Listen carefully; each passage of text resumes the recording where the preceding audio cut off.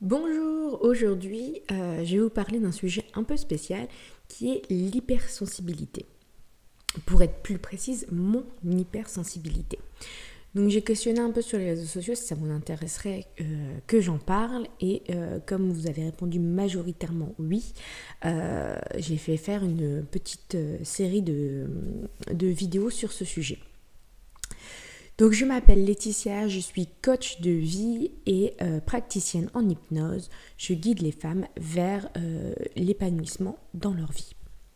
Donc l'hypersensibilité, c'est un sujet dont je parle parfois parce que j'évoque mon hypersensibilité.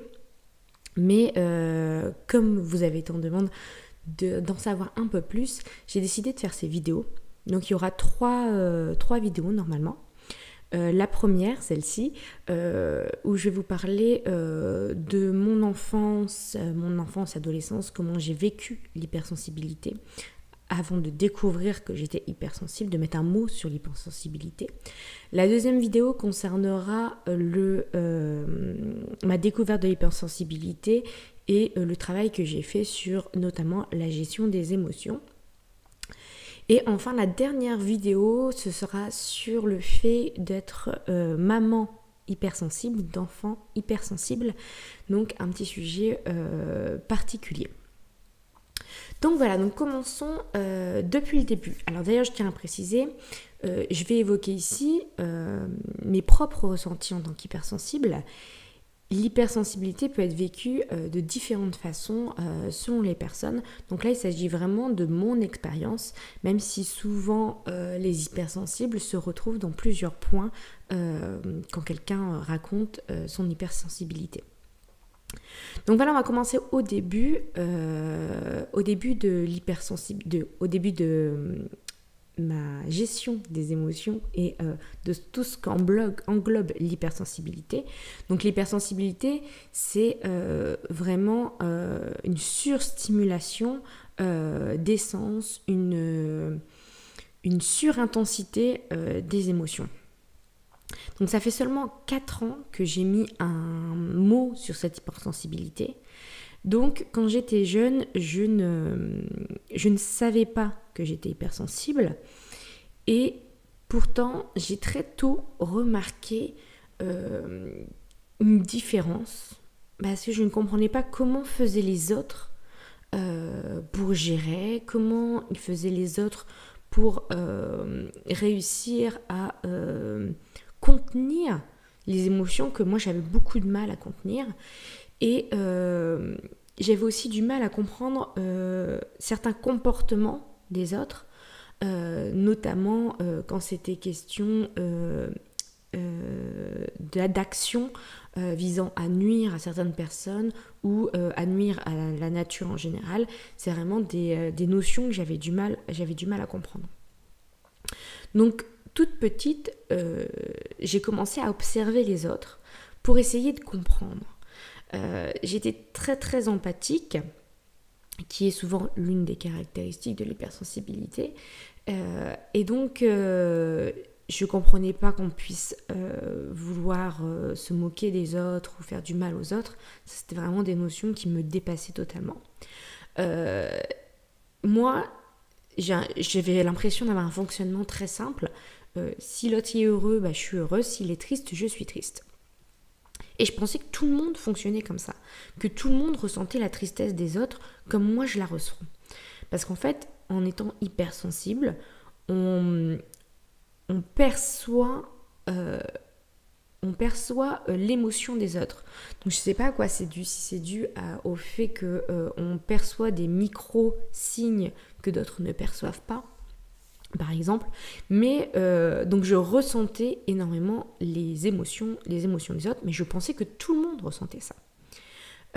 J'ai aussi très tôt conscience qu'on avait des attentes envers moi et qu'il fallait donc que mon comportement corresponde. Je savais ce qu'on attendait de mon comportement et j'ai donc essayé de contrôler les choses.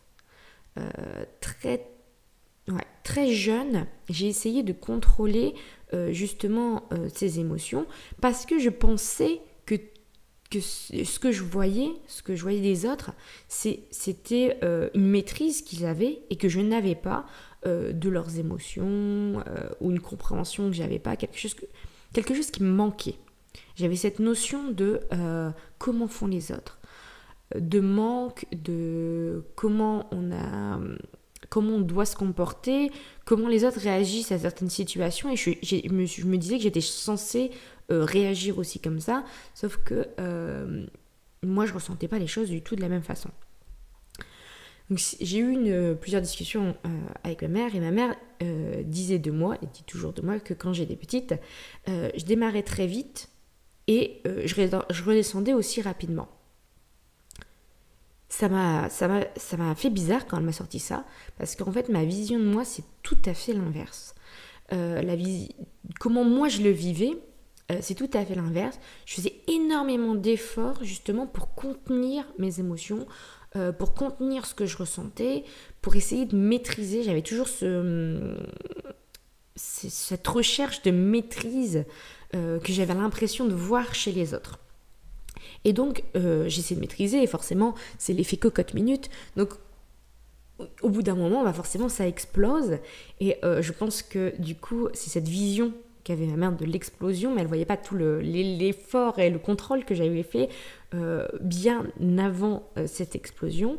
Et une fois l'explosion passée, pour redescendre, c'est très difficile pour moi, parce qu'une fois que c'était sorti, j'avais du mal à redescendre. Après, j'ai un avantage, c'est que je ne ressasse pas trop le passé, donc du coup, là où je comprends sa vision des choses, c'est que ça ne durait pas plusieurs jours ou ce genre de choses, c'est pas ma façon de fonctionner. Donc, mon mal-être ne durait pas plusieurs jours, mais par contre, pour réussir à passer et redescendre de ce trop-plein d'émotions qui était sorti d'un coup, puisque j'essayais de retenir mes émotions, c'était très compliqué pour moi. J'ai des souvenirs de moi enfant, donc où la tristesse et la colère étaient si fortes que j'avais l'impression que mon cœur allait exploser. Je sentais, mais c'était des ressentis corporels, hein. Je ressentais une pression au niveau de mon cœur, comme s'il allait exploser, tellement les émotions étaient fortes, tellement ça me prenait fort en moi. J'arrive encore à ressentir ce que je ressentais à ce moment-là. C'était des émotions vraiment très fortes. Alors, je ne me souviens pas de la cause. Je me souviens je me vois en fait en train de ressentir comme si j'avais une observation en dehors de moi. Par contre, je ne me souviens pas de la cause, de pourquoi j'avais ressenti ça. J'ai pas eu une enfance compliquée où j'étais dans une famille aimante, etc. Donc j'ai pas vécu de choses particulièrement difficiles, mais je me souviens de ces sensations et de cette oppression au niveau du cœur, et aussi ce sentiment de se sentir submergé en fait. Je pense que c'était le fait d'avoir voulu contrôler, et que du coup j'avais cette vague, cette sensation de me sentir submergée par le trop plein d'émotions qui arrivaient tout d'un coup. Il y avait aussi cette différence. Alors, je ressentais les choses très intensément. Je faisais pas exprès d'être triste, je ne surjouais pas, que ce soit la joie, la tristesse, la colère. C'était vraiment quelque chose que je ressentais intensément. Et les autres n'avaient pas conscience de cette intensité. Donc d'un point de vue extérieur, ça avait peut-être l'air démesuré, surtout par rapport à la cause, dont je ne me souviens pas, mais ça avait peut-être l'air démesuré, mais d'un point de vue intérieur, c'était vraiment un ressenti très intense. Et du coup, je me sentais incomprise. Je ne voyais pas pourquoi... je ne remarquais pas cette différence entre l'intensité de ce que moi je pouvais ressentir et l'intensité des non hypersensibles, en fait, l'intensité normale, ou je sais pas comment on peut appeler ça. Donc l'intensité des non hypersensibles, je ne comprenais pas qu'il y avait une différence d'intensité. Et donc je me sentais vraiment incomprise et j'arrivais pas à voir que eux ne pouvaient pas comprendre mon intensité. Déjà parce que j'étais une enfant, mais même en grandissant à l'adolescence, j'avais pas notion de cette différence d'intensité. J'avais aussi un autre souci quand j'étais plus jeune, que j'ai toujours, mais auquel j'arrive à faire face maintenant, c'était de rentrer dans une pièce remplie de monde. Donc, par exemple une salle des fêtes ou ce genre de choses, ou même juste des invités chez des personnes où il y avait beaucoup d'invités. Je me sentais oppressée. Alors je sais pas comment l'expliquer, c'est comme si tout d'un coup j'avais un poids qui arrivait sur moi. Et ça, en tant qu'enfant, je ne le comprenais pas. Je ne le comprenais pas. Et je pense que c'était dû, en fait, maintenant que j'ai découvert l'hypersensibilité et que j'y vois un peu plus clair, je pense que c'était dû au fait que je me prenais en fait en pleine face toutes les émotions des gens. Toutes les émotions des gens d'un coup, et c'était vraiment, je ressentais vraiment un poids arriver sur moi. Et j'avais aussi conscience du fait des attentes qu'on avait, des attentes sociales qui pesaient sur moi, qu'il fallait dire bonjour, etc. Et c'était très difficile pour moi là. J'aime beaucoup les interactions sociales, j'aime les interactions échangées avec les gens. Par contre, dans ce genre de situation, j'ai besoin d'un temps pour digérer, entre guillemets, pour digérer, parce que le flow, il faut juste un petit temps de latence, en fait, dont j'ai besoin pour essayer, justement, de ne pas me sentir oppressée, comme c'était le cas quand j'étais plus jeune. Et de tous ces questionnements, en fait, j'ai commencé à beaucoup observer les gens. J'ai passé mon temps à observer comment fonctionnaient les gens pour comprendre en fait ce qui clochait chez moi, pour comprendre comment j'étais censée réagir et pourquoi c'était plus difficile pour moi. J'avais toujours cette impression que c'était compliqué pour moi et que les autres le faisaient très facilement. Et j'avais ce sentiment qu'il y avait un truc qui clochait, qu'il y avait une astuce que j'avais pas, j'avais raté un truc, quoi. Et donc du coup, j'observais beaucoup les gens. J'ai d'ailleurs continué en étudiant la psychologie, et je pense que c'est pour ça, inconsciemment, que j'ai étudié la psychologie, parce que ça m'a toujours passionnée, et je suis toujours passionnée par la compréhension de l'homme en général, donc de l'enfance à la vieillesse, homme-femme. Le fonctionnement et les réactions des autres me passionnent, et c'est vraiment quelque chose que j'ai commencé à faire très jeune, et avec le temps, en fait, je suis devenue un peu experte en décodage des autres, et je savais du coup comment m'adapter. Quelles étaient les attentes des autres, comment j'étais censée me comporter dans telle ou telle situation.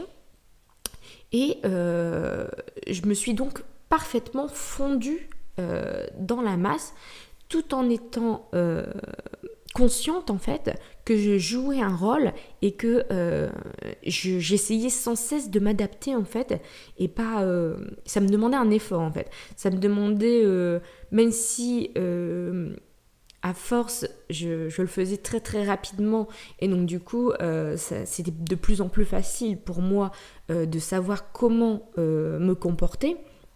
J'avais toujours l'impression, je jouais toujours un rôle, j'essayais de me comporter tel que on était censé se comporter dans ces situations-là, peu importe ce que je pouvais ressentir. Alors par période, tout au cours de mon enfance, mon adolescence et même mon début d'âge adulte, j'ai essayé de contenir, de nier, de restreindre mes émotions, parce que j'avais vraiment, je prenais conscience en fait que les autres il n'y avait pas cette expression, ils n'exprimaient pas tout ce que moi j'ai ressenti à l'intérieur. Donc j'ai essayé toujours de minimiser, de restreindre, de cacher, beaucoup de cacher. Alors restreindre et nier mes émotions, ça a toujours été en vain. On va dire un plus ou moins gros ratage parce que toujours ça ressortait. Donc ça pouvait ressortir après ou ça pouvait donc du coup pas vu par les autres. Donc c'était une petite réussite entre guillemets parce que c'était le but de mon but recherché quand je cachais mes émotions. Mais ça m'a jamais permis de maîtriser mes émotions parce qu'on ne maîtrise pas les émotions. En fait, je ne peux pas m'empêcher de ressentir. Et ça, je ne le comprenais pas du tout. J'avais pas cette notion du tout. Pour moi, les autres avaient réussi à maîtriser et moi, j'y arrivais pas. L'émotion qui était la plus difficile pour moi, ça a toujours été la tristesse. Et c'est toujours le cas en fait. C'est l'émotion qui me travaille le plus. Et en plus, on m'a inculqué la croyance qu'il fallait que je sois forte, qu'il fallait se battre, etc. Et la tristesse, donc du coup, c'est devenu... Je voyais ça comme une faiblesse. Et donc, j'avais encore plus ce besoin d'essayer de la cacher, d'essayer de montrer que... De se montrer impassible, de ne pas être touché par les propos des autres, etc. Ce qui était totalement faux.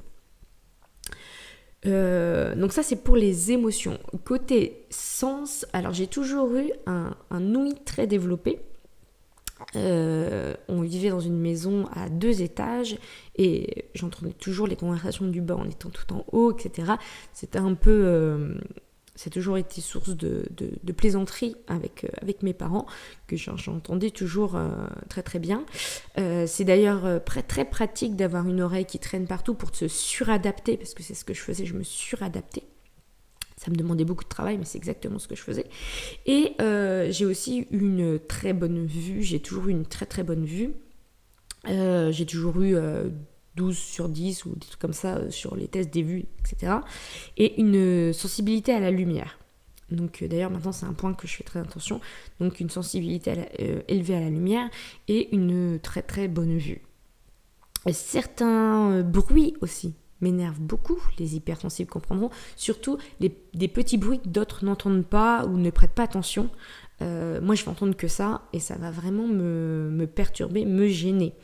Donc ça c'est une petite particularité qu'ont souvent les hypersensibles aussi, qui peuvent vous embêter les non hypersensibles avec des petits bruits qui les agacent vraiment et en fait on n'entend plus que ça dans notre tête et c'est très très gênant. Pour ce qui est de l'odorat, j'ai développé sans m'en rendre compte un mécanisme de protection. Donc après coup, je me suis rendu compte de plusieurs mécanismes comme ça. Donc la suradaptation et l'observation en font partie. Et pour l'odorat, en fait, je respire par la bouche. Il faut savoir qu'en fait, tous les capteurs qu'on a dans le nez, les poils et les capteurs dans le nez, nous permettent de mieux sentir. Et donc en respirant par la bouche, on sent moins. On sent toujours, mais on sent moins. Donc du coup, je respire très souvent par la bouche. Et je m'en suis rendu compte seulement il n'y a pas très longtemps, il doit y avoir 1 an, que j'avais développé ce mécanisme pour justement minimiser ce sens. Et du coup, j'avais souvent très très mal à la gorge. J'ai aussi un toucher très sensible, donc les textures, les matières me sont très désagréables, surtout en été, il y a plein de matières que je ne peux pas porter. Et j'aime pas trop qu'on me touche aussi. C'est vraiment quelque chose. Après, je pense que c'est un des sens où je peux le plus maîtriser puisque je peux contrôler ce que je mets et je peux juste garder mes distances pour qu'on évite de trop me toucher. Donc ça me cause pas le plus de soucis le tactile. J'ai longtemps donc pensé que les autres ressentaient exactement la même chose que moi. Sauf qu'ils étaient plus forts. Ils étaient plus forts que moi. Ils arrivaient à contrôler, ils arrivaient à minimiser, ils arrivaient à ne pas s'emporter. Ils n'étaient pas gênés par bruit. J'ai aussi la surstimulation que vivent les hypersensibles entraîne aussi le fait d'être fatigué. Donc j'ai besoin de beaucoup de sommeil pour me remettre notamment des surstimulations que j'ai quotidiennement. Et donc ça aussi, c'était un point que j'avais pas du tout conscience. En fait, j'en ai jamais parlé. Que ce soit quand j'étais petite ou même à l'adolescence et même jeune adulte, j'en ai jamais parlé. J'ai jamais parlé de ce que je ressentais parce que pour moi, tout le monde ressentait la même chose. Tout le monde vivait ça, mais seulement il le vivait mieux. Et donc, c'est pas un... Si, c'est une sorte de honte où, en fait, comme je me sentais...